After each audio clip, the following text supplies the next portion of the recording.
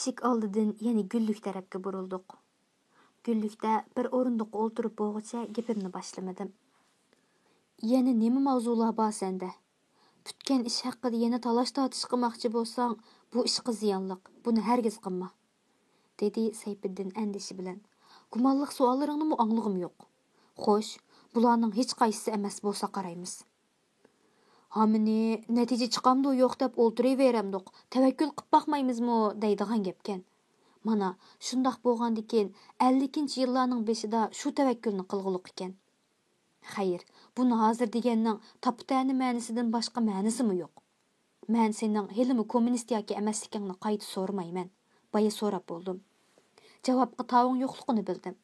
Ammo 50-yillardagi ko'rishishimizda deganlarimning rostligini bugungi amaliyotning isbotlaganligidan foydalanib, "Ha, qandoqkan?"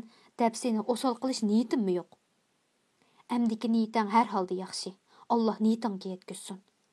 Ammo qaror elishlarыңda ma'lum roli bo'la degan umidda sana bu bir qarni ichida turmalarda ko'rganlarimdan bir necha o'rnak so'zlab bersam deyman. Bir qarna Uyg'urlarda bir xil vaqt o'lchami bo'lib 30 yil, ba'zilarning qarashida 50 yilni bildirdi avtordan. Ya'ni shu kommunist degan xalqning g'amguzarlaridan ko'rganlarimni. Sayfiddin bir türlük cinayetki şeriklik duygusudan ezilgandek dolusuğa çöküp o'ltiratdi. Uning ündemiganligidan foydalanib davom qilay deb turatdim. U xuddi xijolatlik bir ishning ro'y berishining oldini olish qoldirgandek quloqish bilan birdilla. Bo'ldi, so'zlamasingizmi bo'ladi, vaqtimiz yo'q. Men bularni tasavvur qila olmayman, dedi gapni o'zim. Tasavvur qila olaysan, ha? Aşı milliy armiyadagi sabdoshlaringning har darajalik ofitserlarning qanday qiynoqqa ilinganligini, ushshoq cho'qilgan aynak parchalari ustida yalang'och yumiltilganligini, necha kunda bir qaytim 100 gram tomoq berish yo'li bilan ularni o'ri turolmaydigan, o'milaydigan qilib qo'yganligini. Buning bilan aşı jasur jangchilarning qaddini egib, echinarlik darajaga tushirib qo'yganligini tasavvur qila olaysan, shundaqmi? Bu nima uchun edi, bilamsan? Aşı yıllarda azatlık armiya bilan milliy armiya dastlab uchrashganda, milliy armiya jangchilari qovul, baquvvat, formis texmi hayvitini oshirgan. Ammo Xitoy askarlari xomsagazni bo'yab tikkan bichora chiroy forma, shapkalarimi shunchalik mijiq. Gojay o'rgan putlari qo'noq shahidek inchga, uzun yo'ldan kelgacha shunchalik holsiz. Püftüsü uçup ketgudek haldı boğaşqa, milliy armiya sepidikiler, muşular bizni azat qılam diken, mangıdek halı boğmay, qandaqmı birisini azat qılsın deyişip, qaqaqlap gülüp mesxiri qilishqan emes miydi? Endi şunun qısasını elvattatdi. Bulanı tasavvur qılalaysan, ha? Bir günü men kamerinin tömür penceresinden bir az sap hava elişqi urunu atqanımda, aşı azatlık armiyanın askerlerinden bir neçisi, bir boyida bir yaş çokanı dem qondaq bilen urup, tepip elip meğab diken. O mening ko'rish doiramdan chiqib ketguchilar qancha qaytim dum tushdi. Yuz ko'zi aslida qon edi. Ammo u birdinla chiqirib to'lg'ishib ketdi. Xitoylar uni so'rab turg'izib, yana mengishga zo'rladi. Shu chaqda bayqadimki, uning pachiqidan sirg'ib qon eqiyotdi. Yeling ishtinning puchqig'ida turib qolgan bir narsa zo'riqib elingan qadam harakati bilan lopuldab, ikki pachiq orasida putlashib turadi. Demak, uning bo'yidan ajrab ketgan edi. Mening ko'z oldimda shunchalik qisqa araliqdilar. Bularni tasavvur qila olaysan, shundaqmi? Ochliq dastidan cho'shqa yemi o'g'irlab tutilib qolgan yigitlarning, texi o'ylanmagan yigitlarning ash cho'shqa yemi uchun tayoq yeb meyib bo'lib qolganlarga nima deysan? Diqqat qilib o'tamsan. Cho'shqining yeydig'ini bor, yetarlik besilib turibdi. Ammo inson uning zar va zar uning uchun o'lyotdi. Tayoq ostida o'lgan milliy armiya jangchisi aşı bir siqim cho'shqa yemi sesiq qo'noq uchun. Sen qo'mondan, u sening askaring emasmidi? Sen yurt otasi, u sening o'g'ling emasmidi? Bo'ldi qil, jiningning haqida, dedi u yig'lab etadigandak ovoz bilan. Men uning rangi ro'yini ko'rolmaydim. Ajiba uning ko'zlarida yosh ag'iganmidi? To'xta, xulosamni davolay. Aha, şu ayolni urib mangan askarlar kambag'al, proletariya sinifidan kelib chiqqan emasmidi? Ular bir kapitalistni, bir pomishchikni emas, o'zidek bir ezilguchini urayotgani nima tushundirdi? Sinif hukumining naqadar kulkilikligini emasmi? Maqsad sinif emas, maqsad millat deganni tushundiryapmamdi. O'tinib qolay. yeterlik bo'lgandek qiladi. Aşı şehitlerinin, zulümden tenleri par boğan hesapsız kişilerinin bunçilik mi hesap kitabını qıp koymasam, ularning ruhiga qandaq mı yüz keleleymen? Bunu başka kim diyeleydi? Emdi boldi. Bir az içim boşuğan idi. Hatta bu pakinek adamga bir az içim ağırıp mı kaldı? Şuna keyfiyatını götürüşke urunup, men emdi ikimizning ishdan sirtqi havasimiz bo'lgan adabiyot haqida bir dam talashayli deyman, dedim. Vah, bunimi mushu yerda deyishimiz kerakmikan? Uyda deyishsakmi bo'ladi-ku? Dedi o xupsallik bilan. Chunki men buni talada deyishmoqchi bo'lgan ekanman, demak, buningga cho'qim chekdan oshgan mazmunlarning bo'ladiganligini u qiyos qilolmagudek sodda emas edi. Aldirab ketma. Men bu temani aytishdan burun sendan bir o'tinishim bor. Ya'ni, sana chetilib qoladigan misollar berilsa, chichangishib ketma. Tema bütün milliy taqdirga munosabatli ekan, sen va men bak kichik. Arzimagan shay bo'lib qolamiz. 52-yillarda deganlaring yodingda bormi? Xalqaro kommunizm harakatining cho'ngligi oldida bir necha yuz ming Uyg'urning hayoti nihoyat kichik qurbonlik degan eding. Xuddi shu formada tushunganingda men deydigan bu adabiyot temasimi shundoq bir cho'ng masalaki, sening, mening izzatimiz hech narsaga arzimaydi. Bo'ldi, men so'z berdim. Sening shu xotirang haqiqatan bu deyishchimi? Aşı hesaplarni bu yerda epini keltirib turib elib olmasdan o'tamagan bo'lsang bo'pti. Sha'rimni berdim, gapingni boshla. Bizning bugungi adabiyotimiz haqida nima bahoying bor? Nima o'ylaysan? Meninkini hech so'rab o'ltirma. O'zingni o'ylaganlaringni da'va. Yana bir hujuming bormi deya? Yo'q deyolmayman. Bu ayrim gap. To'g'ri, bu temani aşı 50-yillarda aşmoqchi bo'lganimda og'zimga urg'ili tas qolgandim. Endi sening yumshab qolgan fursatыңda buni deyishmasam bo'lmaydi. Bugungi adabiyotni ba'zilar realizm deyotdi. Ba'zilar sotsialistik realizm deyotdi. Seningcha bular rostmidi? To'g'ri, sendan javob kutmayman. Bu bir retorik savol. Beshingni qotirma. Mencha adabiyotimiz tilga ilayotgan shu partiyaning shafqatlari, baxt yaratganligi, bugunki biz yashayotgan bu jamiyatning jannatga o'xshaydiganligi reallikmidi? Ya'ni bu sen shu paxtakligi birinchi bag'iningda yaratgan ajoyib yo'l edi. Ikkinchi qatimmi buni yengilding. Qizarmaslikqa so'z bergan eding. Sayfiddin ulug' kichiktindi. Uning nima o'ylayotganini bilamadim. Chunki ikkimiz yonma-yon o'ltirardik. U pakar bo'lg'achqa uning siyosiy yo'llarga xos mikrlik ko'zlarini, kichikkin yuzini ko'rolmaydim. Chiroy ifodalarini ko'rolmaganim uchun buningga bir nima deyish haqiqatan mutas edi. Yon tarafdan ko'z tutish uchunmi men gavdamni neriga qochirib turib qaramasam, yuzini yondanmi ko'rolmaydim. U baribir javob bermaydi. Shunga davom qildim. To'g'ri, ikkinchi qatimliq paxtakli safarangdagi sadoqat ifodalashlaringmi heliqi mashhur gambitingning jumlasidan bo'lishi mumkin. Ammo buning mo'lcherligi so'z psixik buzg'unchilik roli haqida o'ylab ko'rdingmi? Kishilar hayot realligi bilan san'at realligi orasida bir tanlashga duch kelib gangiramoqda. Kishilar hayot realligida nurg'un nafratlik narsalardan nafratlandi. Ammo nafratini harakat ifodalashga jur'at qilolmaydi. Chunki u qaymoqqan ikki xil reallik orasidagi tanlashda bir xulosaga kelamagan bo'lib, ko'rguniga ishonish yoki anglig'iga ishonish orasida tengir qilgan holatda. Chunki uning hayot realligi ust qurilma mediasi tarafidan to'xtovsiz go'zallashtirilib ko'rsatildi. Bog'chalardagi g'alati aynakda amaliyotdagi obraz kulkilik holatda ko'rsatiladi-ku. Bizdikisi dal buning aksi. Amaliyotdagi razilliklar go'zallashtirilib ko'rsatiladi. Mana shundoq ta'tirlik. Yolg'on reallik tasvirlari kallalarga to'xtamay qachilab turilg'achqa, kishilarning to'g'ri xato haqidagi hukm qilish mezonlari sezgurlikini yo'qotgan. Ishonchliklik darajasiga o'zlari qaror berolmaydigan holga kelgan. Bu holda bu xalqni bir nohaqchilikka qanday qarshi turadi deb o'ylamsan? Oldi bilan u ishning nohaqligiga qanday ishonch qila oladi? Ishonch bo'lmasa qanday qarshi turadi? İnsan o'zi xato deb shaksiz ishonch qila olgan narsaga uzul kesil qarshi turadi. To'g'ri narsaga qarshi turg'ili bo'lmaydi. Bunisi din. axloq mezonlari tarafidan o'rtaq la'natlanadigan bo'lg'ashqa butun nafratga nishon bo'lib qolishidan qo'rqib to'g'ri narsaga qarshi turishga hech kim jur'at qilolmaydi. Xuddi shundoq. Xato ekanligiga o'zi keskin ishonch qilolmagan narsaga qandoqmi qarshi turishga jur'ati bo'lsin? Yoki ishonchsizlik ruhiy holati bilan qarshi tursimi, nihoyat osonla yeli chiqib ketadi. Sayfiddin sukutga cho'mgan edi. Uning bundoq sukutini siyosiyonga xos qiyin ahvolda jim bo'lib olish deyishkimi? O'tmishni aslab, qilmishlariga pushaymon qilish, hasratlanish deyishkim bo'ladi.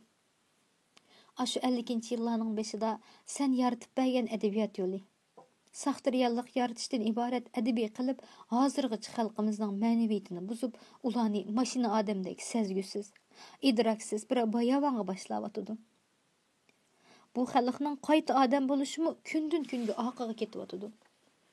Eng az o'tgan 30 yillik adabiyotimizning jinoyati Xitoylarning bevosita ziynidan hech oz emas desak oshirib o'tgan bo'lamiz. Sening ashu kurash yo'lini o'zgartgudek oxirgi nusqadek reallikni sodiqlik bilan ifodalagan necha asar bor deyalaysan. Sayfiddin gullar ustida gijildab uchib yurgan guldakli chiroyli bir harining gul bargiga qo'nib, ondan tuklik putlari bilan gulning o'ttirdagi otiliq talonlariga kelib, yalayotgan harakatiga qiziqib qarayotgandek mukchiyib olib, jimmidil o'ltiradi. Bu holda rostini desam, uningga qilgan sundirish tipidagi hujumlarim uchun bir oz xijolat bo'lish bilan birga uningga ichim og'rib qolgandekmi qiladi.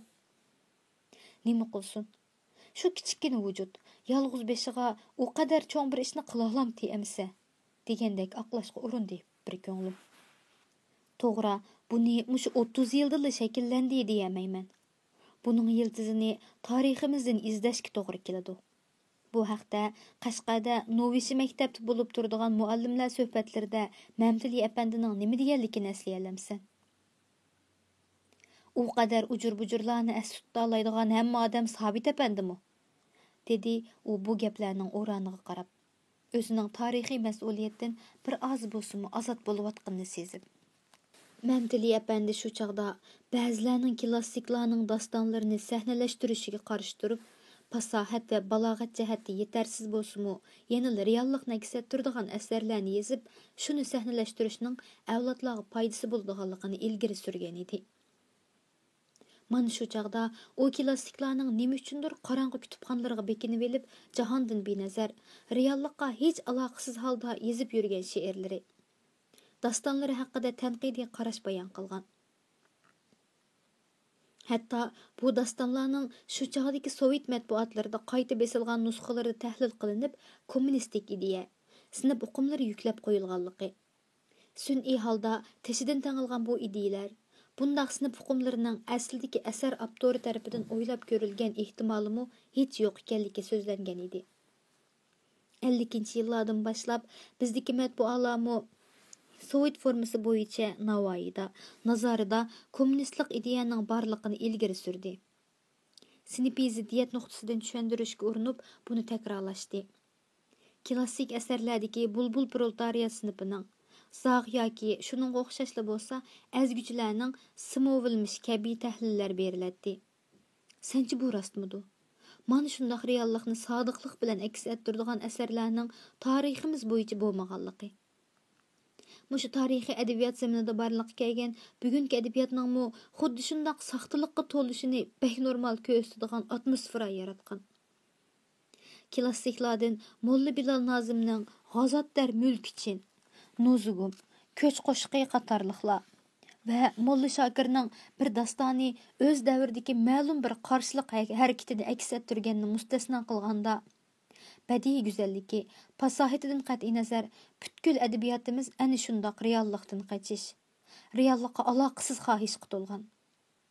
Sonsiz divanlarni to'ldirgan she'rlarni o'qisak, til go'zalligidan huzurlanganimiz bo'lmasa, uning shu davrdagi Uyg'urlarning qandoq yashaydiganligi, ideaviy holati, turmush odati, siyosiy hayoti haqida ishongusiz munosabatsizlik ifoda qilgan. Bu zaminda yetishgan bugungi adabiyot bo'lsa, reallikdan qochishdan o'tib, saxta reallik yaratishdek jinoiy yo'lga mangdi. Buni kommunistlarning zotidan yolg'onchi bo'lishdek alohidligi belgilangan deyishkimi bo'ladi. Sening bir ta'tilda divan qilib tuzgan she'rlar to'plaming qaysi turga kiradi? Deb so'radi Sayfiddinmi sanchib olishning fursatini ching tutib. Ammo men samimiylikdan boshqa yo'l bilan o'zimni oqlayolmaydim. Shundaqla amaliyotmi shu edi. Umu ashu klassiklarning yo'lida edi. Esingdimi? Ta'tildan keyin to'plagan xalq adabiyoti namunalarini Mamtili apandiga ko'rsatgan fursatda bu to'plamni ko'rsatganim. Hatto ta'tilda do'stlar aro muhokama qilishgan chig'imizda Abdurahmon shoirmi qarshi turgan edi. Chunki u hammamizdan chechan bo'lg'ashqa Mamtili apandining qarashlarini allaqachon mulohiza qilib, to'g'ri tepib qabul qilib bo'lgan edi. Shunga u buningga masxaralik baqqan edi. Aksicha, mening hozirgi zamonga uyg'un, reallikqa yaqin qo'pol she'rlarimni maqtagan edi. Keyin Mamtili apandimu xuddi shundoq qildi. Klassiklarning she'riy texnikini ulgu olgandan boshqa reallikqa bo'lgan aloqasizligi, mabko'rasizligi, o'z havasini qandirish uchun ijodiyat qilishdek shaxsiyatchilikini hech do'rimaslikqa da'vat qilgan edi. Samimiylik bilan noto'g'ri qilgan ashu qilmishimni e'tirof qilishim Sayfiddinning tavuzini qo'ltiqidan tushiribdi. U yana jim bo'lib qolgan edi. Men endi uning mo'risiga petib o'ltiravermaslik uchun bu temani boshqa tarafga tortib davom qildim. Men bu temani oxirgi kunlarda Abdurahim O'tkir bilan so'zlashdim. "Ha, u nima deydi?" deb so'radi Sayfiddin qiziqib.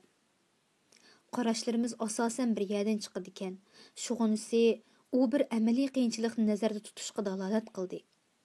Mushu davrda turib, bu davrdagi razilliklarni, salbiy hollarni yozishimizning mumkin emasligini ilgari surdi.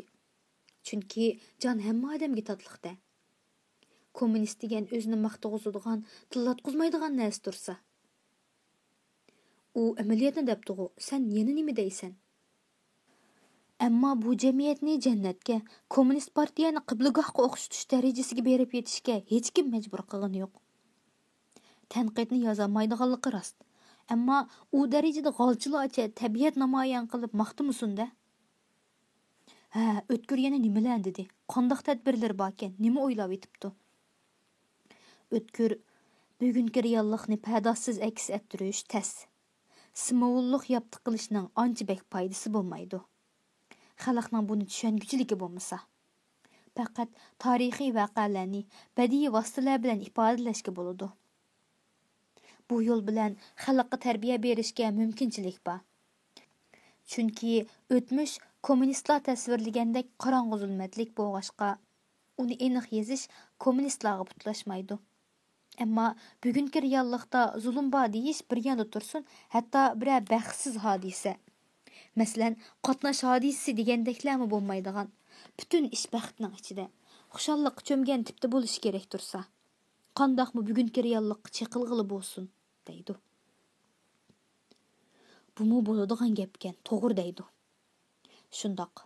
Ammo har fursatni marabla tursak, bir diqqatsizlikdan foydalanib, og'zi ochiq qolgan qafasdan uchib chiqatgilimi bo'ladi.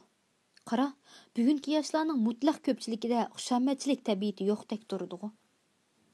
Bulardan maqsadingni tushundim. Bir oz yeshil chiroq talab qilasan. Bu asta-asta bo'ladi. Endi bu temani ortiqcha uzatqim kelmadi. Shundoq bo'lsa-mu, shuni deyishni saqlanamadim. Anglasam, Fransiyalik bir mutafakkir, besib ilingan millatning sarxil odamlari uda 300 yil qirg'in qilinsa, bu millatning qayta bosh ko'tarish ehtimolligi butunlay tugaydi, debdikan. Bu gapni anglab, Sayfiddin quloqlariga chiqizirib ketdi. Shunga men gapni buyab salib, to'g'ri, sen Uyg'urlarni besib ilingan millat emas, balki ozod qilingan millat deb qaraysan. Men bu xosli Uyg'urlarni nazarda tutib demayapman. Umuman olganda, har qanday bir mustamlika millatning o'qimishliklari, nupuzliklari, esilzodlari g'arazlik turda qirg'in qilinsa, oradan 300 yil o'tgandan keyingi hayotida ularning yana bosh ko'tarishidan umid qilg'ili bo'larmi sencha? Sayfiddinning tatirishlardan uning ikki tosh orasida qiynalayotganligini faraz qilishga bo'ladi. U yo'lni xato tanlab ekanman deyishga bo'yin tovliq qiladi. Ya'ni otdan tushsa-mu, uzangidan tushmaydi.